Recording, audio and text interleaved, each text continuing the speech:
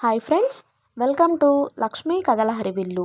మనం ఇప్పుడు ఎస్ ఘటికాచలరావు గారిచే రచింపబడిన ధృవతార అనే నవల గురించి చెప్పుకుంటున్నాం కదండి. ఆలస్యం చేయకుండా నెక్స్ట్ పార్ట్లోకి వెళ్ళిపోదామండి. వెళ్లే ముందు అందరికీ ఒక రిక్వెస్ట్ అండి, ఎవరైనా సబ్స్క్రైబ్ చేసుకోకుండా చూస్తున్నట్లయితే ప్లీజ్ దయచేసి సబ్స్క్రైబ్ చేయండి. అలాగే వీడియో కనుక నచ్చినట్లయితే మీ ఫ్రెండ్స్కి ఫ్యామిలీ మెంబర్స్కి షేర్ చేయండి. పెద్దలు నిశ్చయించిన పెళ్లిలో సమస్యలు ఏమైనా వస్తే పెద్దలే తీరుస్తారు, కాబట్టి మనం నిశ్చింతగా ఉండొచ్చు అని శైలజ తండ్రి రామబ్రహ్మం మాటలు. అబ్బాయికి పెద్దగా చదువు సంధ్యలు లేవు. అలాంటప్పుడు ముందు ముందు సంపాదనకు ఇబ్బంది కదండి. చదువు గురించి ఆలోచించకు, వాళ్ళు మంచి ఆస్తిపరులు. ఏదో ఉద్యోగంలో ఉన్నాడు, బాగానే సంపాదిస్తున్నాడట.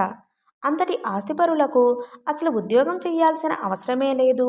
అన్నిటికన్నా ముఖ్యమైన విషయం, అతనికి దుర్వ్యసనాలైవి లేవట. అది గమనించు. ఈ కాలంలో అదే ముఖ్యంగా తెలుసుకోవాలి. అమ్మాయి సుఖపడగలదంటారా? ఇరువైపు పెద్దలు ఒకళ్ళకొకళ్ళు బాగా తెలిసిన వాళ్ళు. పైగా ఏదో బీరకాయ బీజు సంబంధమట కూడా.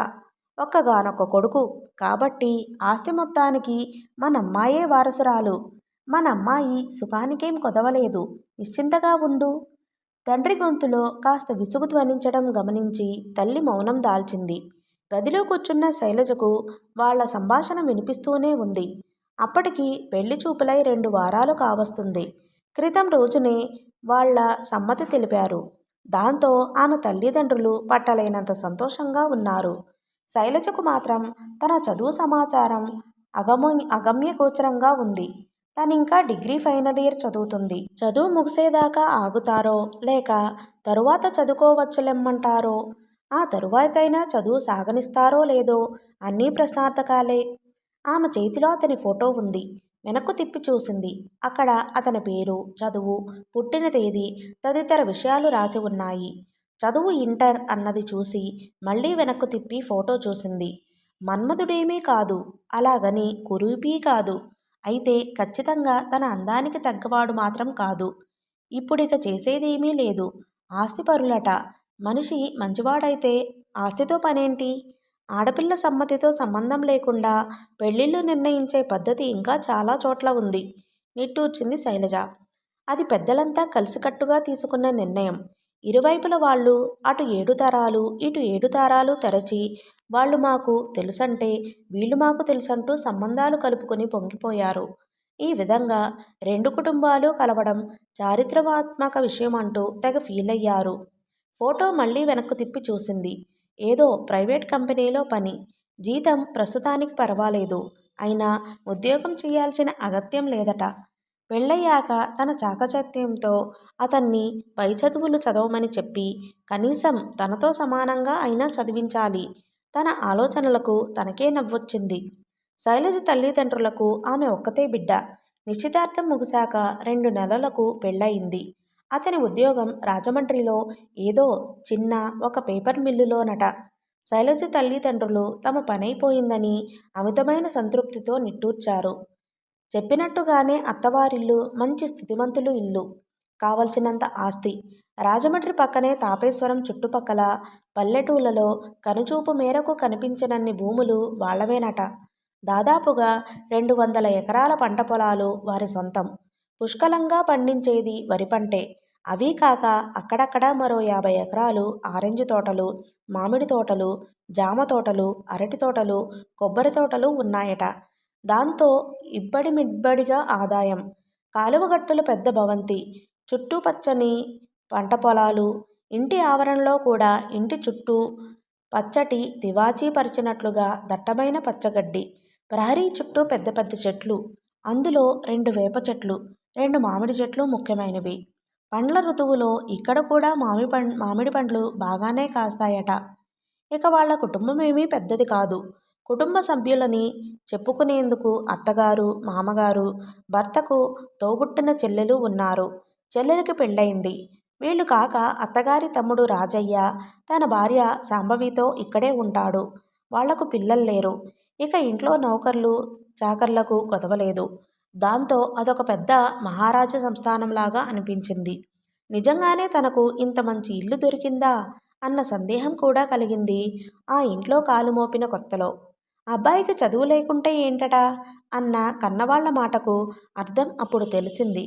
పెద్ద పెద్ద చదువులు చదివి ఏదో ఒక పెద్ద ఉద్యోగంలో ఉండి కొన్ని వేలు సంపాదించే కన్నా 10 మందికి ఉద్యోగాలిచ్చే స్థాయిలో ఉండడం గర్వంగా అనిపించింది. ప్రశాంతమైన ఆ వాతావరణం చూస్తుంటే అక్కడే ఉండిపోవాలనిపిస్తుంది. ఇక్కడ శైలజకు అర్థం కాని ప్రశ్న ఒకటే. బంధువర్గం యావత్తూ అనుకున్నట్టుగానే తన భర్తకు ఉద్యోగం చేసి తీరాలన్న అగత్యమే లేదు.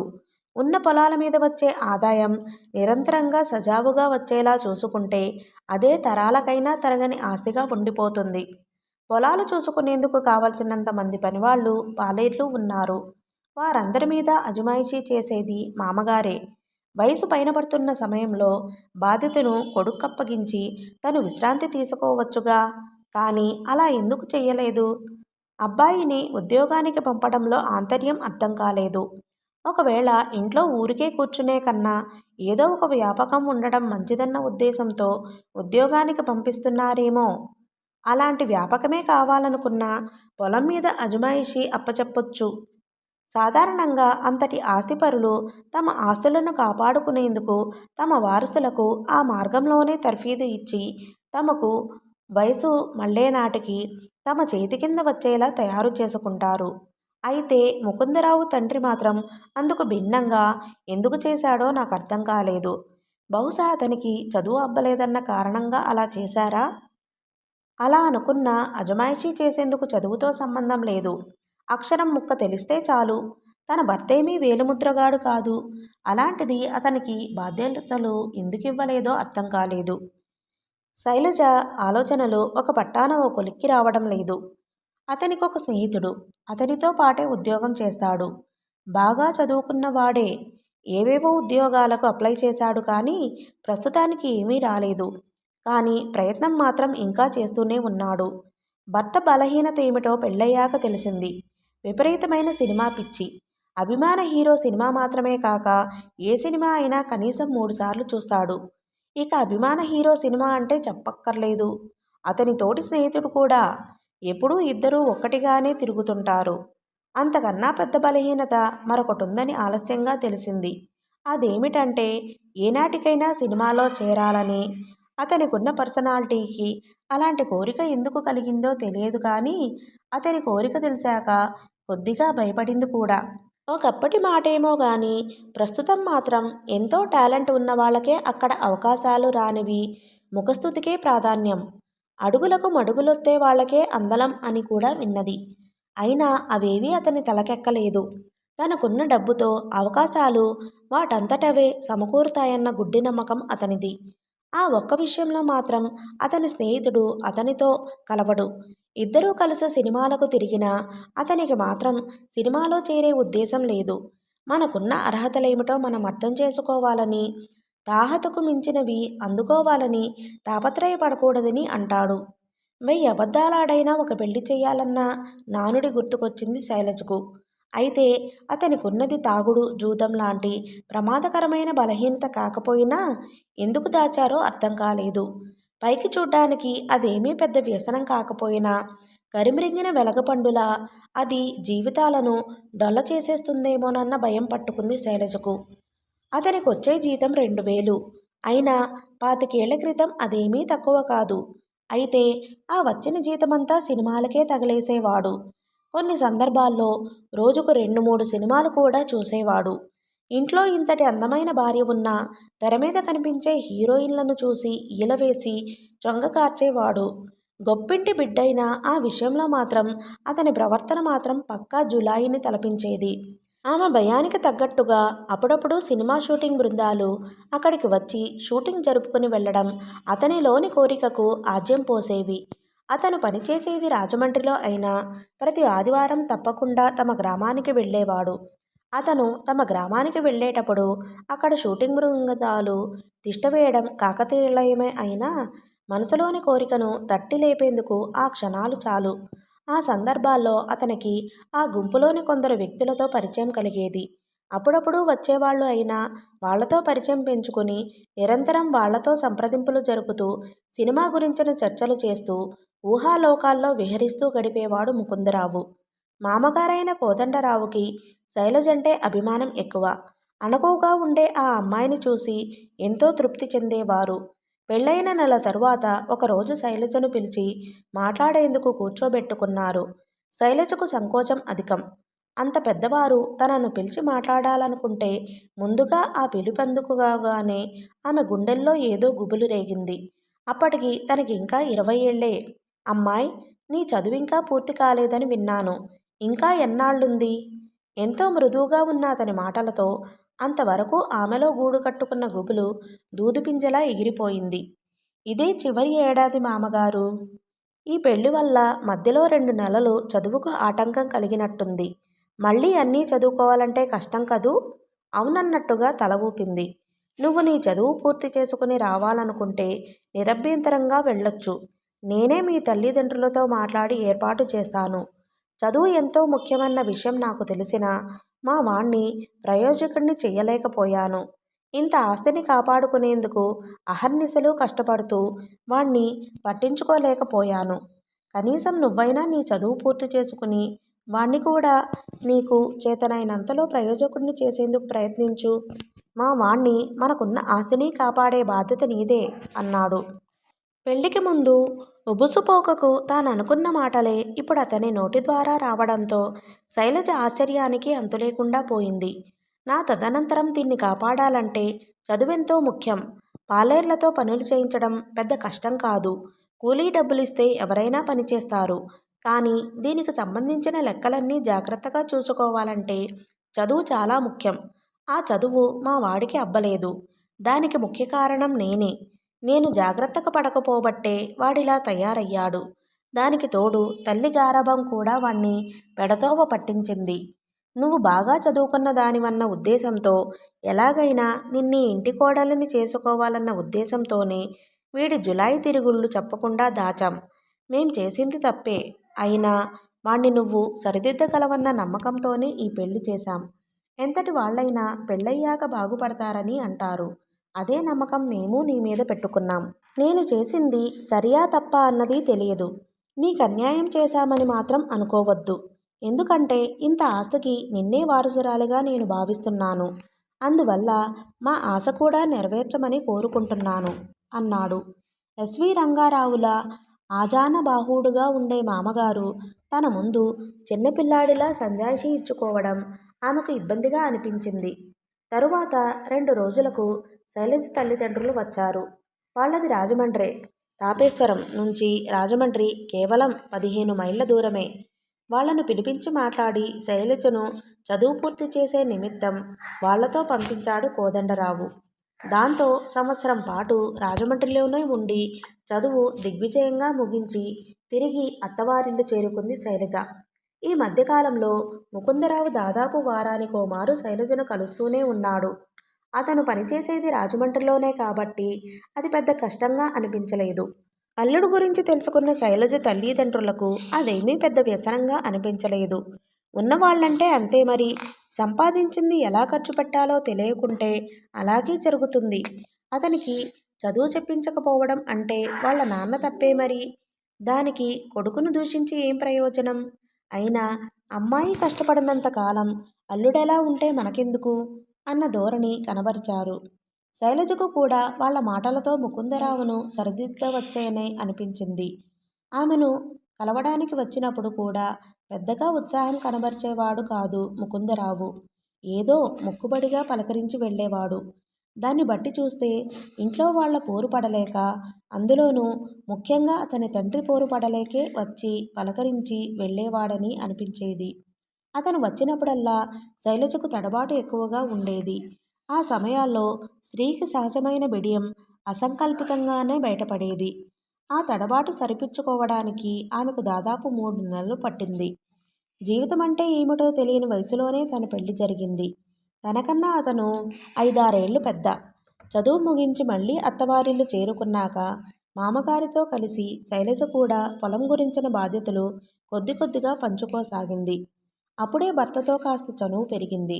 ఆ చనువుతోనే 1-2 సార్లు ప్రైవేటుగానే పై చదువులకు ప్రయత్నించమని చెప్పింది శైలజ. నిర్లక్ష్యంగా ఆమె వైపు చూసిన ముకుందరావు, నువ్వు ముందుగా నా భార్యవు, ఆ తరువాతే ఇంటి కోడలివి. భార్యనన్నంత మాత్రాన నీ అధికారం చలాయించకు. ఆస్తులకు సంబంధించిన ఈ మాత్రం లెక్కలు నేను చూసుకోగలను. మరీ వేలిముద్రగాన్నేమీ కాదు. ఇంటర్ దాకా చదువుకున్నాను. మా అయ్యకు నా మీద నమ్మకం లేకుంటే అది నా తప్పు కాదు. ఏదైనా పని అప్పగించి చూశాకే చేసేవాళ్ల పనితనం తెలుస్తుంది. వీడు పనికిరాని వాడు అనుకుంటే పనికిరాకుండానే పోతాడు. మా అయ్యకు నీ మీద నమ్మకముందిగా, దాన్నలాగే కాపాడుకో. ఆ లిమిట్స్ దాటి బయటకొచ్చి నన్ను ఉద్ధరించాలని ప్రయత్నించకు. మరోసారి చదువు గురించిన ప్రస్తావన నా దగ్గర తేవద్దు అన్నాడు వీలైనంత సౌమ్యంగా. అతని మాటల్లో ఏదో విరక్తి, అసత్వం, నిర్లక్ష్యం, తండ్రి పట్ల కినుకు ప్రస్ఫుటించాయి. మొక్కై వంగనిది మానై వంగునా అన్న సామెత గుర్తుకొచ్చిన శైలజ మళ్ళీ ఆ ప్రయత్నం చెయ్యలేదు. ఆ ప్రస్తావన మామగారి దగ్గర కూడా తేలేదు. ఆస్తిని కాపాడాల్సిన బాధ్యత మామగారు తనకప్పగించారన్న విషయం భర్తకు తెలిసింది. దాంతో అతను అగ్గిమీద గుగ్గిలమయ్యాడు. కన్నకొడుకు మీద లేని నమ్మకం పరాయి ఆడపిల్ల మీద కలగడం జీర్ణించుకోలేకపోయాడు. క్రమంగా అతని మనసులో శైలజ పట్ల నిరాసక్తతతో పాటు అయిష్టత కూడా ఎక్కువగా కాసాగింది. ఈ తరుణంలోనే శైలజ గర్భవతి అయింది. 5వ నెలలోనే తమ వద్దకు పిలుచుకెళ్లారు శైలజ తల్లిదండ్రులు. సర్వం తానుగా మెలుగుతున్న కోడలు కాన్పు పేరిట పుట్టింటికి వెళ్లడంతో కోదండరావుకు కాళ్ళు చేతులు ఆడనట్లయింది. వెళ్లే ముందు శైలజ ధైర్యం చేసి మామగారితో మాట్లాడింది. మామగారు, ఆయనకు ఉద్యోగం మాన్పించి ఇప్పట్నుంచే మనకున్న ఈ పొలాలు, ఆస్తులు చూసుకునే బాధ్యత అప్పగించండి. అలాగైనా బాధ్యతగా ఇంటిపట్టున ఉండి ఆ సినిమాలు, వ్యామోహాలకి దూరంగా ఉంటారు అన్నది. నాకు కూడా అలా చెయ్యాలనే ఉంది, కానీ ఆస్తి మీద అజమాయిషీ వాడి చేతిలోకి వెళ్తే కష్టమనిపిస్తుంది. వాడికున్న వ్యాపకాలు తగ్గాకే ఆ పని చెయ్యాలి. లేకుంటే చేతిలో డబ్బు పడగానే మనసు అటువైపుకే లాగుతుంది. దాంతో ఉన్నదంతా దానికే తగలేస్తాడు. ఇది ఇంకా ప్రమాదకరం. నేను చాలా తప్పు చేశానమ్మా. ఇప్పుడు ఆ తప్పును దిద్దుకునే అవకాశం కూడా లేనట్లుగా అయిపోయింది నాకు అంటూ బాధను వెళ్ళగక్కారు. ఆయన మాటలకు మరో మాట మాట్లాడలేకపోయింది శైలజ. నెలలు నిండాక ఆడపిల్లను కన్నది శైలజ. ఆడపిల్లను చూసి పెదవి విరిచాడు భర్త. అయితే ఇంటిల్లిపాది ఆనందించారు. స్వాతి అని పేరు పెట్టుకున్నారు. స్వాతికి ఏడాది నిండాక శైలజ మళ్ళీ గర్భం దాల్చింది. అప్పటికి స్వాతి తన బుల్లిబుల్లి నడకలతో, ముద్దు ముద్దు మాటలతో ఇంటిల్లిపాదిని సంతోషపెట్టింది. అది చూసిన ముకుందరావు కూడా కూతురి పట్ల కొద్దిగా ఆకర్షితుడయ్యాడు. అప్పుడప్పుడు దగ్గరకు తీసుకుని ముద్దాడేవాడు. రెండో కాన్పులో మగపిల్లవాడు పుట్టడంతో భర్త ముఖంలో సంతోషం చూడగలిగింది శైలజ. మన్మథాకారుడిలా ముద్దులకే రూపం చూసి పిల్లవాడికి మదన్ అని పేరు పెట్టారు. 2 ఏళ్ల స్వాతికి తల్లి ఒడిలోని చిన్నబాబును చూస్తే ఏదో ఉత్సుకత. అతని కాళ్ళు, చేతులు, వేళ్ళు అన్నీ తడిమి తడిమి చూసి సంభ్రమాశ్చర్యాలు వెలిబుచ్చేది. బాబు ప్రతి కదలికను పూర్తిగా ఆస్వాదించి ఆనందించేది. 2 ఏళ్ల స్వాతి బాబును ఆడించే తీరు అందరినీ అబ్బురపరిచేది. ఈ క్రమంలోనే హఠాత్తుగా ముకుందరావు ఉద్యోగం మానేశాడు. అతని నిర్ణయం ఆశ్చర్యం కలిగించినా సంతోషం కూడా కలిగించింది శైలజకు. ఈ విధంగానైనా అతని దృష్టి పొలం పనుల మీదకు మళ్లితే మంచిదనిపించింది. కొడుకులో హఠాత్తుగా కలిగిన ఈ మార్పు తండ్రికి అతని మీద నమ్మకం కలిగించలేదు. అందువల్ల శైలజ అన్న మాటలకు అతను తల అడ్డంగా ఊపేశాడు. నువ్వు పొరబడుతున్నావమ్మా. బహుశా వీణ్ణి ఉద్యోగంలో నుంచి తీసేసుంటారు. ఇంట్లో ఉంటే అస్తమానం పొలం దగ్గరికి వెళ్ళమని చెప్పి పోరు పెడతాననే ఉద్యోగం చూసుకున్నాడు. లేకుంటే నేనంతగా చెప్పినా మానని వాడు హఠాత్తుగా ఉద్యోగం మానేశాడంటే నమ్మడానికి నేనేమన్నా వెర్రివాడినా? వారం తరువాత ఒకరోజు అతని స్నేహితుడు ఇంటికి వచ్చాడు. అందరికీ అతన్ని శివరాం అని పరిచయం చేశాడు. అతని రాక శైలజకు ఆశ్చర్యం కలిగించింది. ఏనాడూ ఇంటికి రాని ఇతను ఇప్పుడెందుకొచ్చాడో అన్నదే ఆశ్చర్యానికి కారణం. అప్పుడే ఆమెకు అర్థమైంది, తన భర్త ఇంకా పాత అలవాటును మానుకోలేదని. ఎప్పటిలాగే సినిమా థియేటర్ల చుట్టూ చక్కర్లు కొట్టడం కోసం ఇతన్ని పిలుచుకెళ్లడానికి అతని స్నేహితుడు వచ్చాడన్నమాట. అంటే ఉద్యోగం మానినా స్నేహితం మానలేదు. అప్పుడే ఆమెకు మామగారి అనుమానం, ఆయన మాటల్లోని అర్థం స్ఫురించింది. నిజంగానే అతను ఉద్యోగం మానేశాడా, లేక అతన్ని ఉద్యోగం నుంచి తీసేశారా? ఏదైతేనే ఆ విషయాలు ఆరా తీయడం వలన ఒరిగేదేమీ లేదు. తామనుకున్నట్టు అతను ప్రస్తుతానికి ఇంటి పట్టున ఉంటున్నాడు. ఇదే క్రమంలో ఆస్తి వ్యవహారాలు కూడా చూడడం ప్రారంభిస్తే మంచిదనిపించింది శైలజకు. అందుకు తన వంతు ప్రయత్నం చెయ్యాలంటే ఏదో బెరుకు. చాలా రోజుల క్రితమే అతను తన పరిధిలో ఉండమని హెచ్చరించాడు. మళ్ళీ ఇప్పుడు అదే విషయం తెరపైకి తెచ్చి ఇద్దరి మధ్య గొడవలు సృష్టించుకోవడం మంచిది కాదనిపించింది. అప్పుడు ప్రారంభమైన స్నేహితుడి రాక వారంలో 2-3 సార్ల నుంచి దాదాపు ప్రతిరోజు అనే స్థాయికి వచ్చింది. అతనికి పనిలో షిఫ్టులుంటాయి. ఆ విధంగా చూస్తే ఉదయం కానీ సాయంత్రం కానీ అతను ఖాళీగానే ఉంటాడు. ఆ సమయమే ఉపయోగించుకొని అన్ని థియేటర్లు తెగ తిరిగేవాళ్ళు. కేవలం అరగంట వ్యవధిలో తాపేశ్వరం నుంచి రాజమండ్రికి వెళ్ళొచ్చు. పైగా బైక్ మీదైతే ఇంకా వేగంగా కూడా వెళ్తారు. ఆ విధంగా ఉద్యోగం మానినా తిరుగుడు మానలేదు. కొన్నాళ్ల తరువాత కోదండరావుకు కొద్దిగా అస్వస్థత చేసింది. అదే సమయంలో ఆయన భార్య కూడా అనారోగ్యం పాలైంది. అంతుచిక్కని వ్యాధితో ఇద్దరూ బాధపడ్డారు. డాక్టర్లు వచ్చి చూసినా కారణం ఏమిటంటూ తేల్చలేకపోయారు. రోజురోజుకి వాళ్ళ ఆరోగ్యం క్షీణిస్తూ పోయి 2 వారాల వ్యవధిలో ఇద్దరూ స్వర్గస్థులయ్యారు. శైలజకు భరించలేని బాధ కలిగింది. తనను ఎంతగానో అభిమానించే మామగారు తనకప్పగించిన బాధ్యతను పూర్తిగా నెరవేర్చలేకపోయినందుకు చింతించింది. అనంతరం అప్పటి వరకు కుక్కిన పేనులా పడున్న ముకుందరావు మేనమామ రాజయ్య జూలు విదిలించాడు. పనివాళ్ల మీద పెత్తనం చెలాయించడం, అప్పుడప్పుడు శైలజను కూడా గదమాయించడం వంటి పనులు చేయడం ప్రారంభించాడు. మేనమామ భార్య శాంభవి కూడా అత్తగారిని మించిన అధికారం ఒలికించసాగింది. ఇక ముకుందరావు విషయానికొస్తే తండ్రి ఉన్నప్పుడే ఆయన మాటలకు అంతంత మాత్రం విలువనిచ్చే తనయుడు ఇక తండ్రి లేనప్పుడు చెలరేగిపోయాడు. మామ అల్లుళ్ళు చేరి ఆస్తిని హారతి కర్పూరంలా కరిగించసాగారు. పేరుకే తను వాటన్నిటినీ కంట్రోల్ చేయగలిగింది గాని చట్ట ప్రకారం తనకే అధికారమూ లేదు. వ్రాతపూర్వకంగా మామగారు ఎక్కడా ఆ విషయాలను ప్రస్తావించలేదు. దాంతో వాళ్ల విచ్చలవిడితనానికి అడ్డుకట్ట వేయలేకపోయింది శైలజ. పంట పొలాల మీద వచ్చే ఆదాయాన్ని అతని మేనమామ సహాయ సహకారాలతో భర్త విచ్చలవిడిగా ఖర్చు చేయసాగాడు. మామగారు తనకు అప్పగించిన లెక్కల పద్దులు సరిచూసే బాధ్యతను ఖాతరు చెయ్యలేదు. ఒక వంక మామగారు లేని బాధ ఉన్నా ఆ సంవత్సరం పండిన పంటకు విపరీతమైన ధన రావడంతో లాభాలు బాగా వచ్చాయి. ధాన్యం అమ్మగా వచ్చిన డబ్బులు తెచ్చిన గుమాస్తా దాన్ని శైలజ చేతికిచ్చాడు. అది చూసిన ముకుందరావు గుమస్తా చెంప చెళ్ళుమనిపించాడు. మగాణ్ణి నేనుండగా డబ్బులు అక్కడిస్తావా? ఒళ్ళు కొవ్వెక్కిందా? రేపట్నుంచి పనిలోకి రాకు. నీకు రావలసిన జీతం తీసుకుని మళ్ళీ ముఖం చూపించకు అంటూ ఊగిపోయాడు. బిక్కచచ్చిపోయిన గుమాస్తా బయటకు పరుగు తీశాడు. శైలజ స్థాణువైంది. భర్తలో క్రూరత్వాన్ని మొదటిసారిగా ప్రత్యక్షంగా చూసింది. అతనిలో అంతటి రౌద్రం ఉన్నట్లు ఆమెకు తెలియదు. అతనలా ప్రవర్తించగలడని ఏనాడూ ఆమె ఊహించలేదు. ఆమె కాళ్ల కింద భూమి కంపించింది. గొంతు తడారిపోయింది.